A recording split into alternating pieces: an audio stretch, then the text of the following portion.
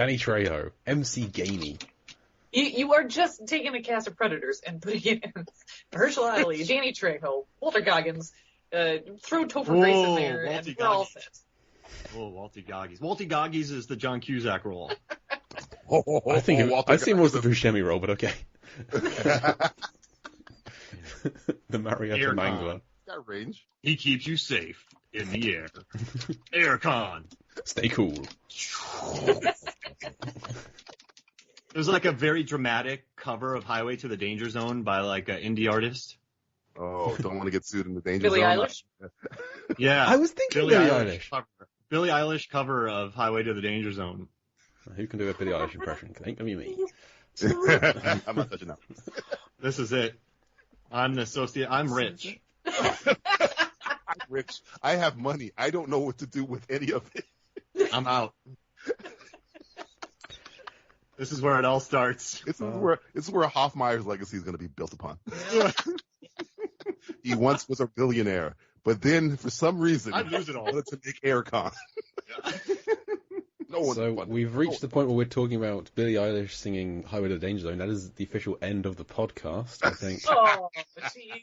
I think that's the tradition. Anything else you want to talk about this scene or the film as a whole, Yes. Jeanette? My reference to the movie Posse. As you're aware, in the movie Posse, there's a scene You assume in which too much. Billy Zane goes off about rewards and retributions. Rewards and retributions.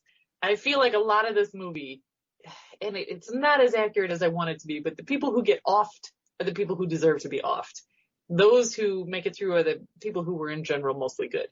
Now you could argue as to whether or not Scoggins or Janet really deserved to be killed, but certainly those who were doing the genetic manipulation end up getting killed because of justice. So there you go. What did Brenda do? We don't know. She's up there running we don't games know. and stuff. I said it wasn't a fool. She's an enigma. She's dealing drugs on the side to kids. What happens in the tower stays in the tower. Well, surely Saffron Burrows is going to make it. She's the lead, and then she has to sacrifice herself. Whether or not she had to, that's up for debate. But she can't. She cannot make it through because she was in the wrong. Oh, yeah. They tried to make her through, and it didn't work. They retconned that ending. But she doesn't intentionally sacrifice herself. We'll get there in a few months' time, but she screws up. Okay. When you get to Deep Blue Sea 2, your standalone Deep Blue Sea episode, feel free to get in touch with me. Okay. You want to come back for that? Yes. Okay. Well, guess what arrived in the post today? My 3 Blu-ray box set. So, Nice. I have not seen the third yet. I'm looking forward to it. I haven't seen 2 or 3. 2 is not good. I'm going to tell you that right now. Yeah, and I own it on Blu-ray. So that's, All right. that's a mistake I made. I knew I was making it as I made it. And but there we go. DJ, you got any other thoughts on this scene? That scene that Jeanette was just referring to, the end, which you guys are going to probably talk about at the end, is ripped completely off of Pitch Black. It's the Rhoda Mitchell, Vin Diesel scene where because she did the sin in the beginning, she has to pay for it in the end, and the con survives. Pitch Black came out a year after this, DJ. Yeah, Pitch Black. I don't care. It's still ripped off. They broke into David Twowie's house, and they stole the script. Rennie Harlan and Sam and Thomas Jane and some fog. Let me ask you this. As And much Keith as David I love was Fast and grossly Furious underwritten. movies, Vin Diesel has never been as good in anything as he is in the original Pitch Black. Nope.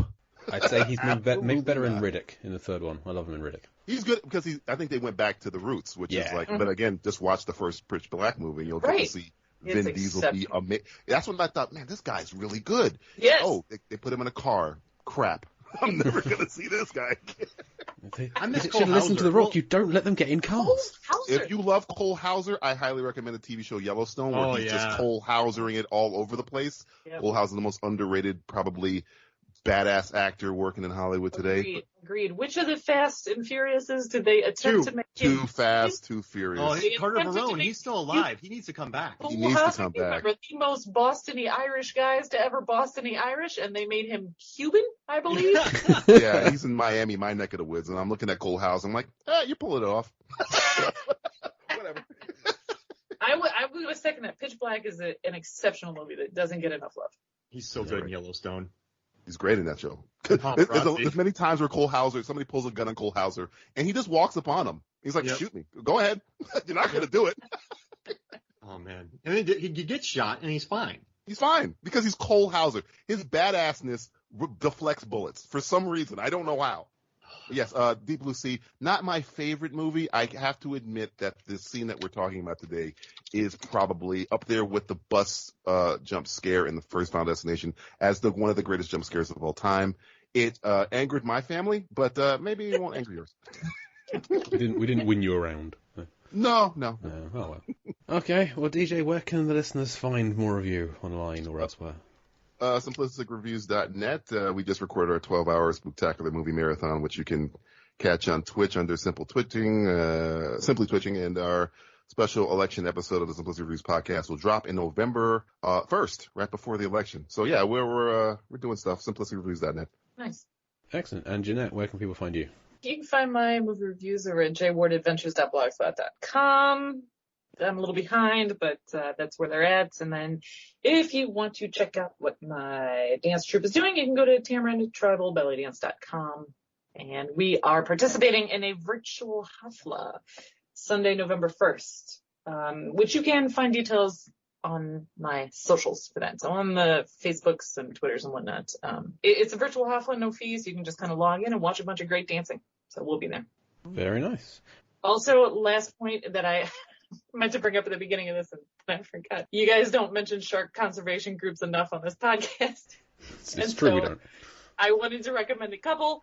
If you are specific to, again, sharks are apex predators that often have bore the brunt of some truly fantastic movies, and a lot of people have consider them evil or dangerous or overfish them for no reason. They're necessary to keep the oceans healthy. They're beautiful creatures. They're incredible creatures. A lot of them are very, very endangered, so they need conservation efforts and conservation help. Shark Angels is one you can Google. They're doing a lot of good work. It's a fairly new organization.